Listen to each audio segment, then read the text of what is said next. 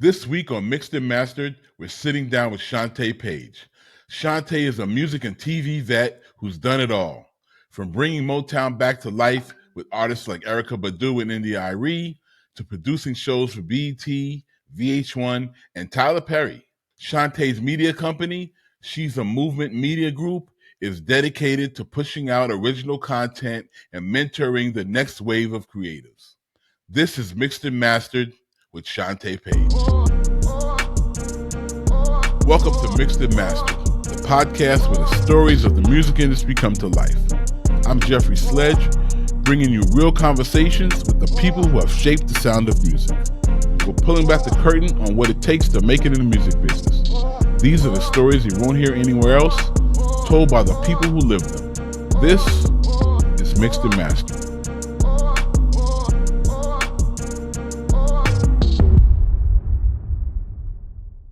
Mixed and Mastered. We're here with Shanté Paige. Hi, Shanté. What's up, Sledge? What's up? How you doing?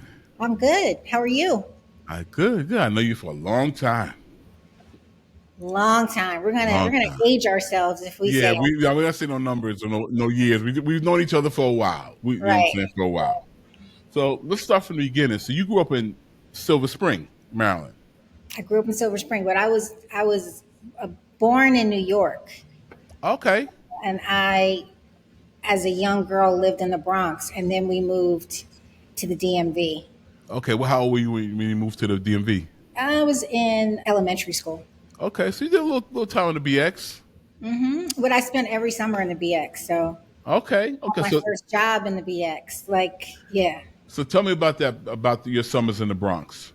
It was Baychester, New York. I know. Do you know David Wood? He has a cigar line. I don't. Okay, he lived right across the street from my grandparents. But okay. I had my first job at L&L Farms. It was a little corner store, and I was 13 and 8 or 9 months, and I got special working papers. I could only work 20 hours a week, but I could walk to work. Yeah. I spent every summer with my grandparents. That's cool. I had no idea you had Bronx roots. Yeah. That's cool. Right down the street from Edenwald Projects. Yeah, Co-op City area. Yeah, I know that area well. Bay Plaza. Yeah, I know where you was at. I know you was at. Yeah. So tell me about Silver Spring. How was that growing up there? I love Silver Spring because it was like a melting pot. I went to Montgomery Blair. We had a lot of students that came from other counties. Mm-hmm. So it was truly all kind of cultures. So I really didn't get the Black experience until I went to Howard, and it was a culture shock because I was funny. So used to so many different people. Yeah. Yeah, I had a interview with Angelique Miles, and we had kind of similar conversation. She grew up in Queens, and we talking about how they're going to she went to Hampton, so then I went to Morgan. So we talking about how we're going to a Black school, even though you're Black, it's still very much a culture shock. Because it's like I told her, I always say, when I went to Morgan, I realized we're all Black, but we are not all the same. Right. You know, we have all kind of Black people, the rich, poor, people from Chicago ain't like the people from Philly. Right. The people from Philly ain't like the people from DC at all. It's all these kind of different things in a good way, but it was just an interesting culture shock. Yeah. Yeah. At Montgomery Blair in high school, I was the first Black homecoming queen. Really? Wait. Tell me about that. I didn't know about that. Tell me about that experience. I was voted. I was in the mix. I was doing all things in high school. Mm-hmm. So I was voted best dressed, most likely to succeed, and I was voted homecoming queen. And that I was the first official Black homecoming queen that Montgomery Blair ever had. Wow! Yeah. Congratulations, homecoming queen. Thank you. My king was Caucasian, and that was fine. Whatever. Yeah, but I was the first Black. But you made it. So tell me about your Howard experience. Loved my Howard experience. It was a culture shock that I had to kind of get used to. I had been going to Howard's homecomings for quite some time. Mm-hmm. Growing up in Silver Spring, we would always go to Howard's homecomings. Mm-hmm. That part of it wasn't a culture shock, but I didn't realize. I was like, oh, it's like this all the time. People are on the yard. I kind of messed up my first semester. Yeah, so did I. It Yeah. happens. It's so much going on, and you're not used to all that freedom and everything. So it's kind of like, whoa, this is crazy. Like I could kind of do what I want. I can hang out till 2 in the morning as an 18-year-old, and yeah. Well, I still lived at home. So Oh, I didn't live on campus. So that was one thing. But like during, class, it's like, oh, I want to chill on the yard instead of going to class, things like that. when that So weather breaks, it was rough that first year. I got on academic probation that first year. yeah, I've been there. I've been there But too. I hustled up. After that, I was good and I excelled the years after. But it's still hard, what I mean, to get your GPA back up Yeah, yeah, it is. once you've had that rough patch. So Yeah, I try to tell all the newbies going to college, like whatever you do, stay focused. stay focused. Because I was doing way too much. I was managing groups. I was on the yard. I was, on campus. I had a job. Like I was doing way too much. Yeah. The group I managed was a guy group before. Actually, I managed two groups. I managed a girl group and I managed a guy group in college. And the guy group had the actor Michael Ealy in it. That's right. He is And from the the girl TV. group had Egypt Sherrod, who's Wow. yeah, and Lizette Titi, who's a brilliant writer now, writing for everybody. So yeah, and Chucky Thompson was my producer. I knew Chucky back then because he used to come to one of my best friends at Morgan, and he used to make music together. So he would come up to Baltimore sometime. So I knew him from back then. That's a trip. So you had an eye for talent from early. Yeah, I got Wow. the guy group signed to Gene Griffin, who had Guy, Teddy Yeah. Riley. Yep. I brought in Terry Ross to co-manage the group with me because he was the money guy. Mm-hmm. He didn't, he was in the streets, and I was like, "You got to do something. Come over Yeah. to the music business. Yeah. Come with me. I need somebody to help. I need." We were trying to get studio time and do all these things. I'm a struggling college student. Mm-hmm. Terry Ross, he does all the events at Carnegie Hall and everything now. And he was your guy. He was my guy. Yeah. Wow. You was connected from the beginning. Oh, I was moving and shaking. I was doing all the things. That's why, my grades suffered the first year. Yeah. Wait, so I read that you also did college promotions. Am I correct? Yes, with Mark Barnes. So tell me I was, about that. was promoting basically back then. It's like he would do like he always would do events like he does now, but he would also do these high end events for various, big events that were coming up. So I was the person getting people to go, passing out the flyers, talking to people, telling them they needed to get tickets. I was like the ticket girl, Yeah.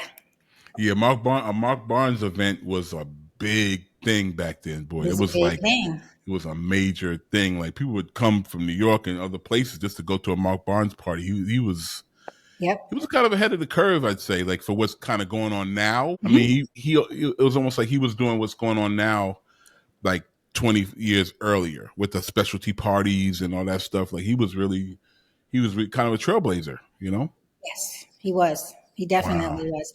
It was invaluable. And, of course I wanted to be in the know. I wanted to be that person that was in touch with the hottest promoters.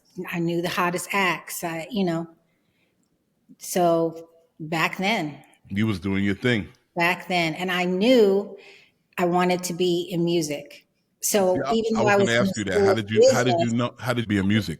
I just knew from managing groups and getting that exposure in the studios and placing songs and finding the track with Chucky Thompson and getting the writers and that whole experience. I didn't know what it was called. I didn't know it was called A&R, but I knew that that's what I wanted to do. To the point where I was ready to like leave college. When Puffy left college, Puffy was a year ahead of me. When Okay, he left college to go be in the music business, I was like, I'm that's the out. way to go. And then he got to Uptown Records. I was like, oh, he's doing it. Like this is what I want to do. And my mom was like, no, You're going to you're graduate. gonna stay your ass in college. You're gonna finish. So yeah. So after you graduated, what was your first gig out of college? Hold on, I'm gonna make myself taller because I feel like I'm looking down. Okay. So my first gig out of Out college, of college, yeah, what was your first job? my first job out of college was waiting tables. Really? I waited tables. I moved. My best friend from high school lived in New York already. Mm-hmm. Ayana Brown. She lived with Carla Gentry, who's married to Chuck Bone now. So they lived together. The day after graduating, moved to New York and moved in with them. Wow. And I started waiting tables at the coffee shop. Yeah. And I worked at the coffee shop for probably like the whole summer, that whole Okay. first summer of graduating. And for those who don't know, the coffee shop it's closed now. It was a very popular restaurant in New York City in Union Square, and the popularity came because it stayed open super late. So Super late, and I had all like the models. yeah, all the models and stuff would be in there. You go in like 4 in the morning after the club, and it'd be like Naomi Campbell's in the corner, like and this one and that one, eating like cheeseburgers and shit. Yeah. It was, yeah. Yeah, well, I thought I'd arrived. I'm like, oh, I'm working at the hottest spot, and you had Mm-hmm. to be a looker to even work there Absolutely, yeah. in their eyes. So I was like, oh, okay. And then my family thought I was crazy, aside from my mom, because it's like you graduated from college and you're waiting tables. But it allowed me because I wanted to be in the mix and be able to go to all the industry events. So it allowed me to have the flexibility to be able to make my own schedule, Mm-hmm. and all the who's who was coming in there. Every night. Yeah, so I was like, okay, this is what I'm going to do. Tyson Beckford used to come there all the time I'm sure. before he was a big model. So I knew him before he blew up. Wow.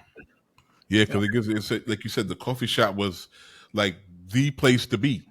the place. It was like the place to be. Like you said, everybody was in there. Like I said, models and music people and Mhm.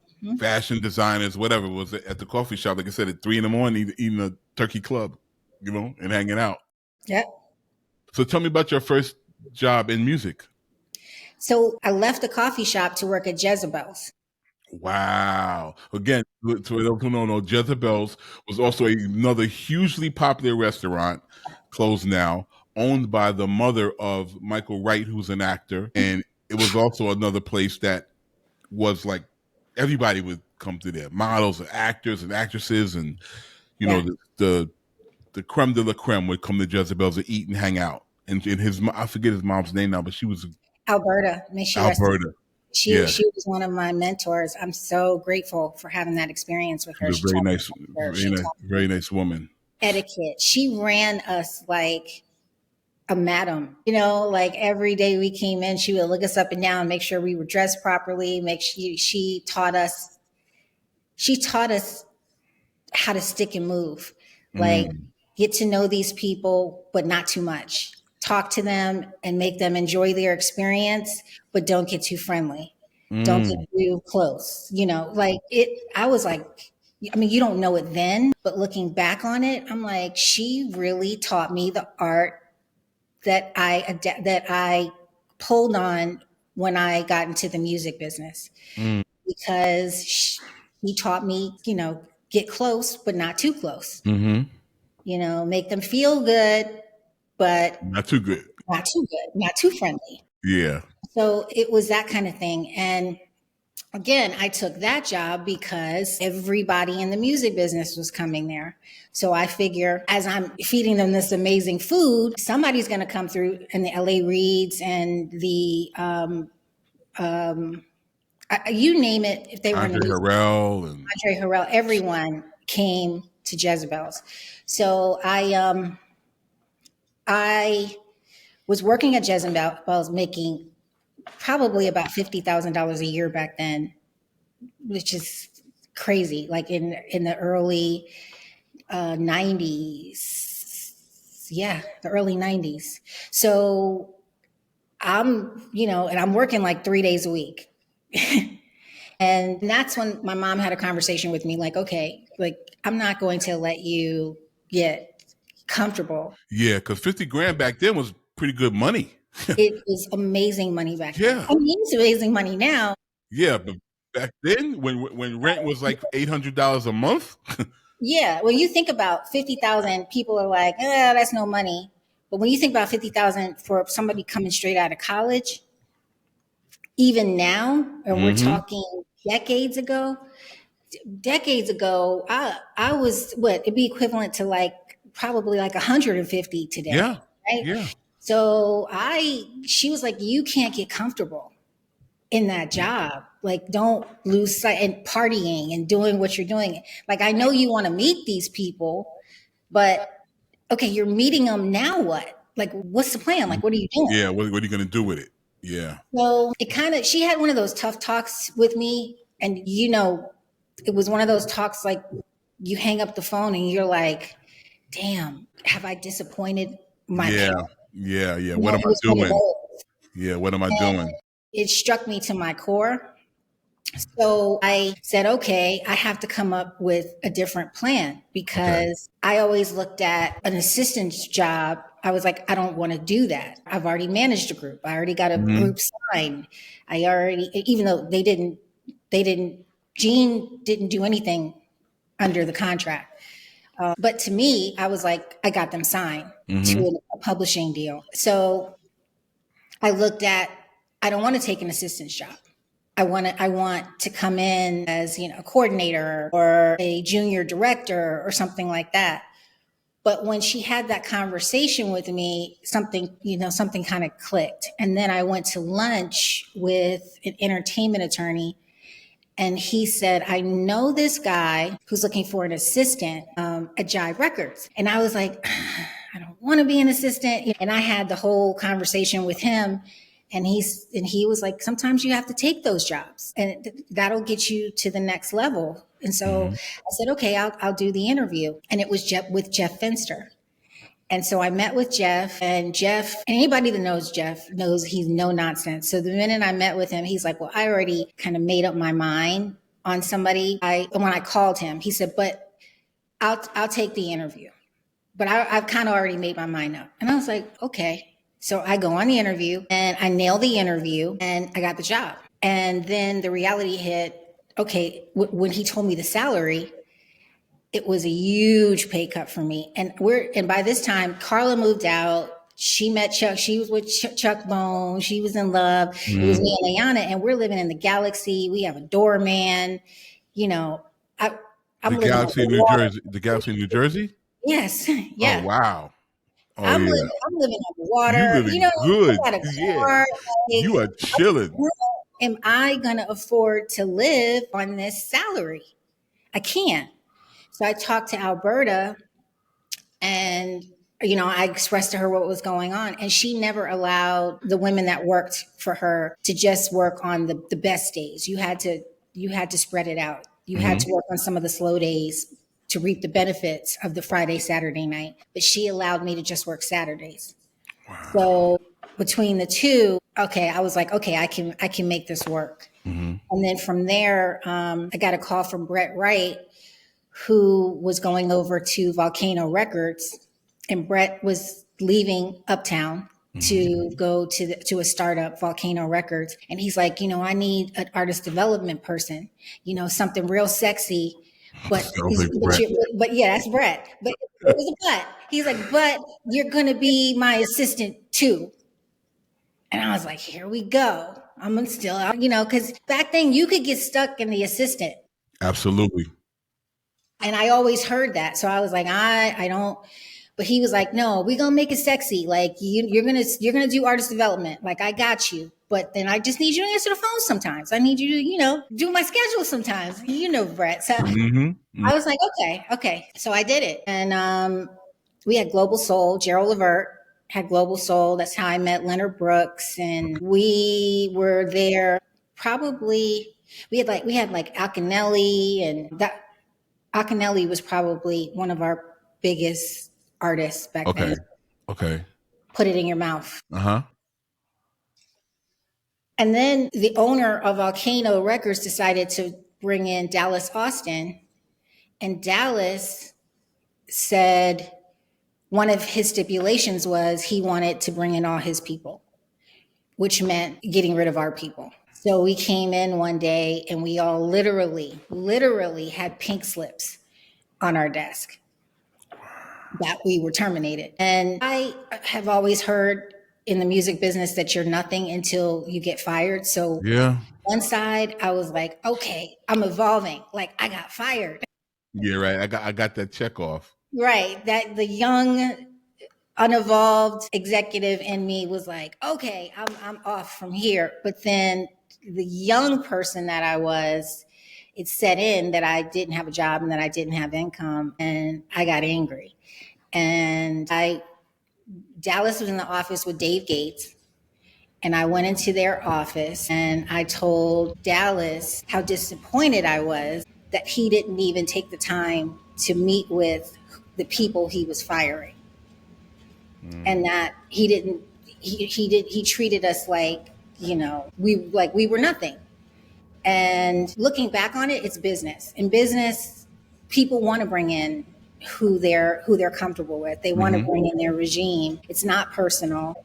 The young person I was like, I took it very personal, and I took it like you should have interviewed me to see who I was and my talents, and not just let me go. So basically, I went in there and then I was like, you're going to see me again. So many short words. And Dave tried to talk Dallas into keeping me, but that didn't happen. Dave and I are still cool. Dallas and I are cool today. But back then, yeah. You was mad. Yeah. Wait, before we move forward, I meant to ask you this. So without naming names or incriminating somebody, you got to have at least one, I guess, spicy story about working at Jezebel's or working at the coffee shop, like, something. Or do you? Maybe you don't. Well, a famous actor, Okay. who was married, still married, and was having an affair with one of the wait staff, like a serious affair, like flying her around to meet with him. Yeah. Wow. I'm sure that probably happened a lot in that era. Yeah. Alberta didn't know about it, because if she did, that was a no-no. But yeah. But all the women that worked there knew. I'm sure you saw a lot of things. I saw a lot of things in the music business, period. Oh, we're going to get to that. I just wanted to do the restaurant stories first. We're going to get to the music thing too. So after Jive, you went to Noontime? No, after Jive, in between Kedar? this whole time that I'm at Volcano, I'm also doing parties with Jay Nars. Jay and I were friends from Howard. That was my Howard comrade. And Jay moved to New York too. We started a company with Rooney Nelson and Lorna Lightfoot called Net Squared. And we used to have tastemakers. Okay. We had the little booklets called Tastemakers, and we had MVs on Sunday nights. So I was promoting those parties as well. So when I got fired from Volcano, I was still promoting the parties at MVs. Okay. And those were popping. Yeah, I remember. One of our names to get in the door, because it was so small. And that's where I met pretty much everybody. Yeah. From MVs. Yeah. And so between MVs, and then that's where Noontime came in, I started to promote. I was already promoting Noontime when I was at Jive. Okay. I was already working with them. They had a bunch of producers and songwriters, and I was basically like slinging their tracks, going around trying to sell their tracks in New York, because they were all in Atlanta, and I was the one who was working at a label and had all the industry contacts. So I was always doing 2-3 things. Wow. Until Kedar. Okay. Kedar walked up to me at one of those conventions in Nevada. I don't remember the name of it. I think I went to that in Reno. Yes, I went to that. I was at that convention. Yeah.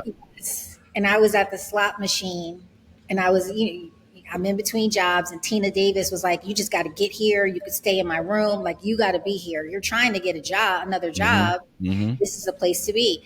So I'm at the slot machine, and Kedar comes up and taps me on my back, and I know Kedar from doing parties at MV's and from working at Jive because he was managing Joe.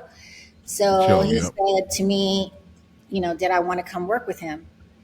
And I was like, okay, if the price is right, yeah. And I didn't have a job. He didn't know that. And he's like, yeah, well, you could come work with me, but you have to let everything else go. He's like, I know you've got 50 million hustles and you're always doing a lot of things. He's like, you can't do any of that. You got to focus strictly on this. So that's, he was like, tell me what you want. Tell me how we can make that happen. And you drop everything else you're doing. And then I'll have you go meet with Kojo because Kojo was running his label. Yeah, so, funny story. Well, funny, not funny story, but Kojo and I went to high school together. Wow. Yeah, we went to high school together. Yeah, yeah. I call him Emmanuel. We called him Emmanuel back then. I think Kojo was his middle name. Yeah. Yep. So So you yeah. decided to work with Kedar. Yeah. I mean, I had already heard Erica's, because they were working in Jive Studios. Yep. So I had Battery. already heard a lot of her music. He'd already talked to me about her. So I was very clear what he was doing, that he was coming out with Erica, he was coming out with Chico. They were still in that process of finishing the albums. So it was an exciting time. I knew he was about to pop. He was already hot from D'Angelo and everything, and Joe and everything else he was doing. So, and I really didn't have a steady job. So, and then Net Squared was kind of fizzling. Mm-hmm. I was acting like, no, what I've got going on is popping. So Yeah, I'm you have lit. to give me a salary that's comparable to me giving all this up. Right. And it worked. Wow. So what did you go over to be Kedar's assistant, or you were an A&R person, or what did you No, I do? was A&R. Yeah. You were an I A&R was person. director of A&R and R and publishing. So I was his A&R, and he had a publishing company because he was smart. He signed all his artists to a publishing deal, and he had producers like Gerald Isaac and a few other producers. But Gerald is somebody I worked with Okay. very intimately. I got one of his songs. I'm looking at my plaque right now, placed on Mary J. Blige's album. Oh, okay. Yeah, so my job was to keep his producers and songwriters working on his publishing company and assist him with finishing Erica, Chico, A Plus.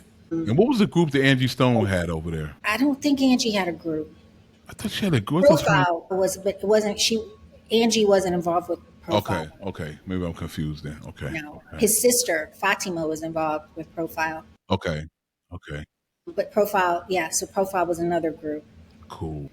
So from there, I went to senior director, then vice president, then senior vice president of A&R. So you was rolling. Yeah. You was rolling. You had a. So tell me about Erica blowing up. Tell me about that period after that first album. We were hot because all of that was under Kedar Entertainment. So Kedar made his own rules. Universal would say, we need an album. And he'd be like, no, you're not getting an album. You're getting an album when I feel like it. And he would get away with it because it was hot. And, there was this rule that once the album was finished, that the artist had to come out within 3 months. They started promoting and marketing the album, and then it had to come out within that 3-month time period. But when we were at Kedar Entertainment, we didn't always do that. We came out when the album was ready to come out. But when we became Motown, things shifted. And we had to adhere to certain things that we didn't really adhere to before. So it was almost like we lost the magic sauce. We had to conform to become Motown. Yeah. Yeah, that happened, I think, with a few people. Like, you get a chance to go to this bigger job, especially a job like Motown, which is like obviously a legendary label, but then you have to run it like a label. You can't can't freestyle at that level. You can't. Things have to be boom, boom, boom, boom, boom, and sometimes it's hard to make that transition. But there was so much magic in the freestyle. Yes. There was so much magic. Yeah. And I truly feel like I remember one day feeling like I'm so happy for him for taking this role at Motown. Mm-hmm.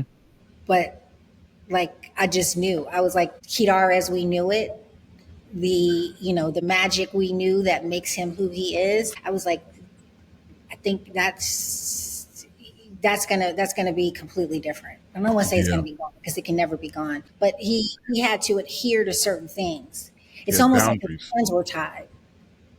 That's the way to say that. And his hands weren't tied before he was free. Yeah. Yeah. So how did you like the Motown experience? Not as much as I like Kedar Entertainment, to be honest. I mean, of course, I was grateful, and artists were incredible, and we had a hell of a ride, and we were in the black after years of Motown being in the red. But I always, when I look back at the best times, the happy times of my career in the music business, it was Kedar Entertainment. Yeah. Before we move forward, do you have one Stevie Wonder story? No, I know people have come out with some amazing stories about him, like, and then we just can't believing some of the things he did, being blind. But no, he didn't. Kedar probably has some of those stories because Kedar spent a lot of time with Stevie. I'm sure. But he was always charming and would say, really funny, witty things. But I don't have one of those funny stories like people like I think Snoop said one, Chris Spencer, other people. Yeah. And we'll be right back. Ready to launch your podcast? Merrick Studios offers comprehensive services from concept development and seamless production to strategic marketing and monetization. Let your story take the mic. Visit merrickcreative.com/studios and let's get to work. Master the art of lyricism with Pendulum Inc., the first school for rap. Learn elite techniques through immersive lessons, real-world exercises, and guidance from hip-hop icons. This is where MCs sharpen their skills and glow boldly on the mic. Ready to level up? Visit penduluminc.com and start your journey today. And now, back to our show. Cool. So after Motown, Scream tour? No. Oh yeah, where you getting all this information? Do my research here, man. Wow. Yeah, I gotta know who I'm talking to, and I know you, but I learned a lot of things about you researching. Yeah. So tell me about that work with Michael Mulder on the Scream tour, which was phenomenal. Like that was genius tour to put together, and he killed you. Yeah. I don't even remember how it happened. I spent a lot of time in Atlanta. Mm-hmm. Every album I produced, I came to Atlanta and worked on it. Okay. Worked with Noontime still, even though I wasn't selling their tracks. They were producing on mostly every album I worked on. Everything. So I met Michael Malden because of me traveling back and forth to Atlanta, and he was like going to come work with me with the Scream tour and Bow Wow and everything he had going on and the Brat. And so I came in and started working with the Malden Brand Agency from a contractor perspective, not working with him full time. And I think that was kind of short lived because I started working with a company in Vegas called CMX. Okay. CMX was a sporting events company that started promoting all of the popular boxing events. And they wanted to get into TV and film and started building a production company and a production studio facility. But they got in bed with Don King and started promoting fights with Don King. So my job and Kiki Tyson, but she was not Kiki, she wasn't Kiki Tyson back then. Mm-hmm. She was Kiki Spicer back then. Okay. We both moved to Vegas for 6 to 8 months and basically got all the who's who to come. I mean, it wasn't a hard job. It was like get everybody who is an A-lister to come to these boxing events and the parties that they promoted after. Yeah, that's a pretty easy job. Pretty easy job. I mean, who does not want floor seats at a prize fight? I guess. Like who's saying no? Right. Wow. So that kind of took off. So I was living on a different coast. I was living in Vegas. We're living in a hotel. Like I'm on one room, one side. She's on another room on the other side for 7-8 months. Wow. How was that experience? Tell me about that. Tell me about what was the biggest boxing match that you worked on? Do you remember? It was a Roy Jones fight. Okay. I don't remember who he was fighting, but I remember it was a Roy Jones fight. And how was it like? Getting people to come, I'm sure, wasn't a problem, but just tell me about the whole thing. It was nonstop. I mean, that was some really great times. She reconnected with her now husband, which is Mike Tyson, and we had some of the best times of our life out there. I can imagine. But it gets really old living in a hotel. Really old. Like you think. I've heard that. Yeah, you think, oh, it's you. Like, who wouldn't want to be? And at the time, we were in the Monte Carlo hotel, and it was brand new. It was like spanking brand new hotel. So people would say, who doesn't want to live there, right? You don't want to live in a hotel that long. Tell me why. It just gets old. Is you have a bed, a TV, and 4 walls. You're just in a room. Yeah. Like, I didn't have a refrigerator, so we had to eat out every day. We just wanted some normalcy in our life. I stayed away from the casinos because I was like, that'll get me in a lot of trouble because I love blackjack. I love the slot machines. So I made that like a rule for me. I was like, you're not going in the casinos. So I didn't like the whole time. But yeah, we had a great time. And CMX was involving themselves in a bit too much. And basically the company went belly up. Bam. So after CMX, where did you go? You come back to Atlanta? Would you come back to New York, or what did you do? New York, because I still have a place in New York. Okay. I had a condo in West New York. No, not West New York. In Weehawken. Okay. Yeah. So I came back, and that's when I said, I want to be in TV. And I started trying to get into the TV business. But I realized— What sparked that? What sparked you wanting to go into television? Because I still wanted to do something creative. I was burnt out on music. So I was really trying to figure out what's the next thing. I loved the boxing events, but I was like, okay, what now? And I realized that my skills in music aren't transferable. Like, it didn't mean anything. The fact that I was a senior vice president, they're like, okay, but we don't know what you can do on this side. We don't know what that is. So I started producing my own content. So I had proof of concept because in music, we always had a demo. Yeah. Very rare did somebody come to you and say, I got this singer, she's amazing, but didn't have something to show you, didn't have something you could hear. That you would say, give me a tape or a CD, or back then it was a tape. Yeah. You would ask for proof of concept. Today, it's like, if you try to get into TV, you have proof of concept. Back then I took that same approach and said, I'll show them what I can do. And I produced a series with 2 gay stylists, Dalimu and Terrell. Terrell still styles to this day. Okay. And Dalimu was a chef, and it was a makeover. It was a making of an artist. And we took this artist that actually got a deal with Kevin Liles, but she hadn't got the deal yet. We took this artist, up and coming newbie, and they taught her to walk, to dress, they styled her, etiquette, and we filmed the whole process. Okay. And I put together these short webisodes. They were hilarious. It was a really good show.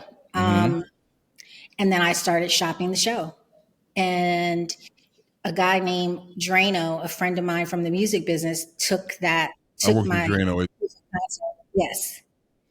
proof of concepts to James DuBose. James DuBose, who has In the Black now, but then he had like the Keisha Cole show and Hell Date and a few other shows on BET. He was like running. He had BET back then. And another friend of mine, Erica Kennerly, put me with Roger Bob, who was Tyler Perry's right-hand guy, and also sent him my proof of concept. So I think that's the important thing for people to take away. It's like you can show people better than you can tell them. Yeah.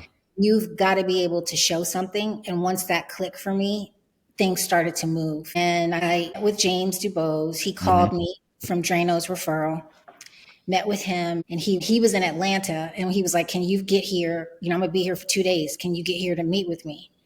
So I had to fly to Atlanta, and I met with him, and I ended up working with James on Hell Date and Brother to Brother and Dreamland and a few other shows that he had. And then I ended up working with Tyler through Roger Bob.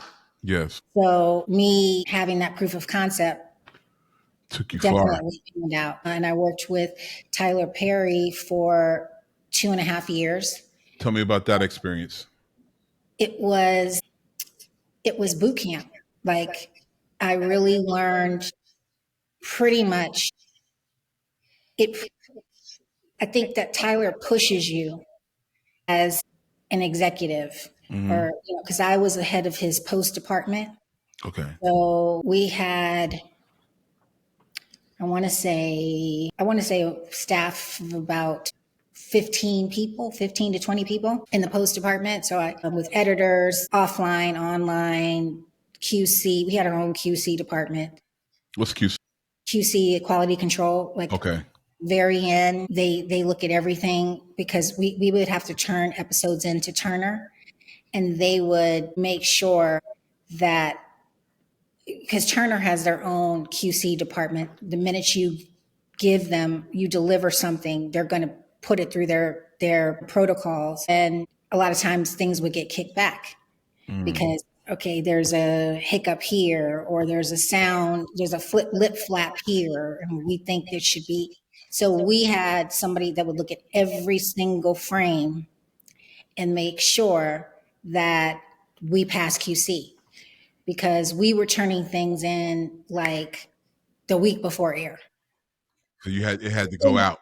Couldn't be hiccups. It had to go out. So I learned a lot. That's why I say it was boot camp, because you'd think Tyler was shooting like 3 episodes a week, and in Hollywood they shoot an episode a month. So yeah. So what particular shows did you work on with Tyler? Meet the Browns, House of Pain, all of his plays, and his late night chalk show, the Tyler Perry Show, the opening of Tyler Perry Studios, the first studio, the grand opening. Yeah. You did a lot. A lot. Before we move on, tell me about the opening. I remember reading about it, and it looked incredible, but just tell me about it, putting it together. It was just phenomenal, a phenomenal experience. That man truly amazes me. He has a vision. He wants to see it through, and, you know, and match his intensity. It's the bottom line. And I think my biggest takeaway from him and from working with Roger is that there is no plan B. It's going to work out. This is going to work out. Like, we had this big, extravagant, it was like a pond, and he had people swimming under in a performance on the water, and lights and fireworks. Like, it was all these things. And it was supposed to rain that week. And Tyler was like, it's not going to rain. There's no plan B. Like, it's not going to rain. Like, I don't want to hear about rain. It's not going to rain. It's all going to work out. And we're sitting there like, it's like 80% chance of rain. Like, what are we going to do? It didn't rain. Wow. Did not rain. He believed. He believed. He believed. He believed. And I think my biggest takeaway from working there is it always works out in the end. Yeah. And that is his motto. And truly, it always works out. It's like we'll make things in our head so much worse than it is, and overanalyze it. And, well, this could happen, and this could happen, and this could happen. No, or it could just work out. How about that? Yeah, exactly. Yeah. exactly. I forget where I read it, but I'm paraphrasing because I don't remember exactly. But it was saying like, I've read some people say like, I don't know, it's 50% even higher of the things that we worry about never even happen. It's like Yes. this. It doesn't happen. It's like, oh, what about, like you said, what about this? Oh, what about? And that stuff never happens if you No. just kind of like lock in. Yeah, you might have hiccups and adjustments along the way, but if you lock in, it's gonna work out. Unless you Yep. talk yourself out of it by saying, what about this and what about that and what about this and what about that? Right.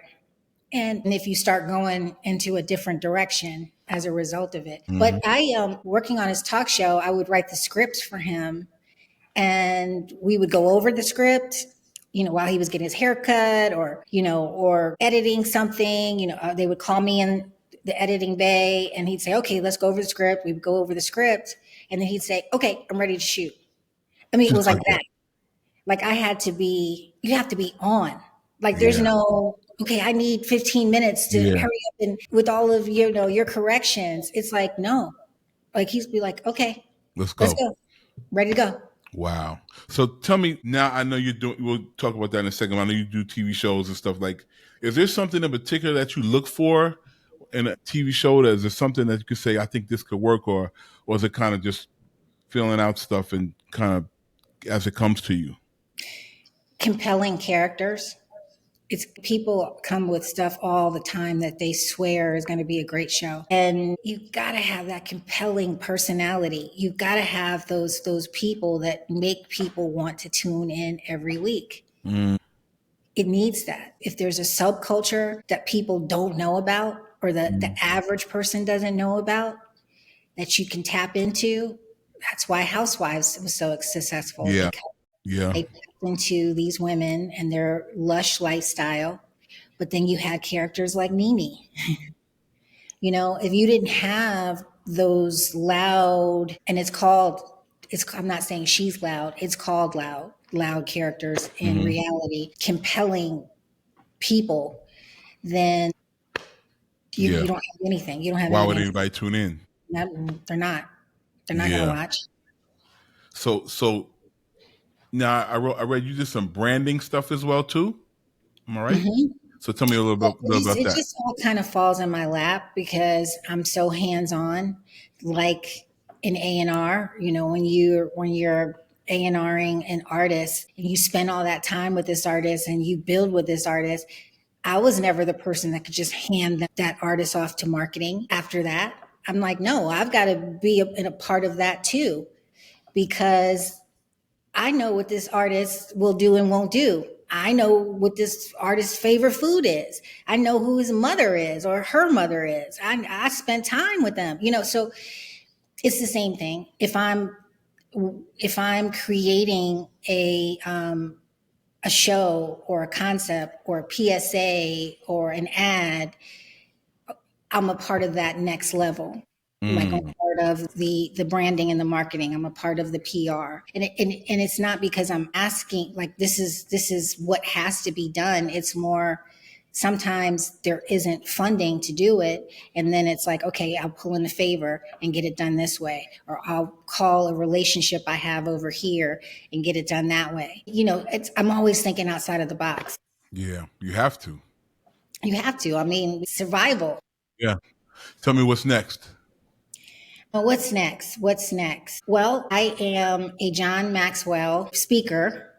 So I'm doing a lot of speaking engagements. I wrote a book. So I'm about to come out and publish my book, well, volume 1 of my book, because it's 2 volumes, and just help raise the consciousness and the vibration of our people. So That's tell me important. tell me what a John Maxwell speaker is, because a lot of people won't know that. John Maxwell he sold millions of books in book sales. He is one of the most engaging, charismatic speakers to date. And he has a program and certifies coaches in leadership. So I am a certified coach. Spiritual. Congratulations. Congratulations. Can you tell us a little bit about what the first volume of your book is about? Basically my life story and Okay. lessons. It's teachable moments. I'll give a teachable moment and then a moment in my life that correlates with it. So Looking forward to reading that. I'm trying to help guide people, because I feel like a lot of people don't understand what the entertainment industry is. So you're going absolutely with not. evidence from somebody you respect and somebody who knows a lot about life, but they don't know a lot about our life. So anybody who wants to be in entertainment or is thinking about it and has those questions, I want to be able to help them and help guide them and answer them. And I actually had my nephew, Tiago, who I brought in the business, who's a DP. I had him read it, and he was like, he gave me like the most amazing paragraph or text, wrote back. Like, he really felt like it was something that would help the next generation. I'm sure. I mean, that's one of the main reasons I'm doing this, is to give exposure, obviously, to people who I know who have done amazing things behind the scenes, but also to let people kind of see from these, your stories and your careers, like what the entertainment business really is. Really good is. and bad, up and down or whatever. I want to hear people to hear people's journeys to understand. It's somebody sees you today, and you're well established, you're doing your thing, you're rocking, but they might have not have known about Jezebels and how you had to figure it out, and that's the whole thing. Yeah, I mean, when anybody who you see, who you think is well established, there's a story there. Absolutely. There's a story. So, I just want to be able to help people through the stories. And I'm also producing a podcast for Peter Thomas. Okay. Before he has to turn himself in. Okay. So helping him with that. Good. But yeah, I think this next phase of my life is about giving back. Good. In some capacity, and really trying to be of service and be helpful. Yeah. Yeah. I think some of our generation, I don't want to say all, but some of our generation kind of has failed at that. Some of us are very greedy and held it close and didn't mentor people and stuff like that. And I think we're seeing in the music side anyway, I think we're seeing the remnants of that in some places.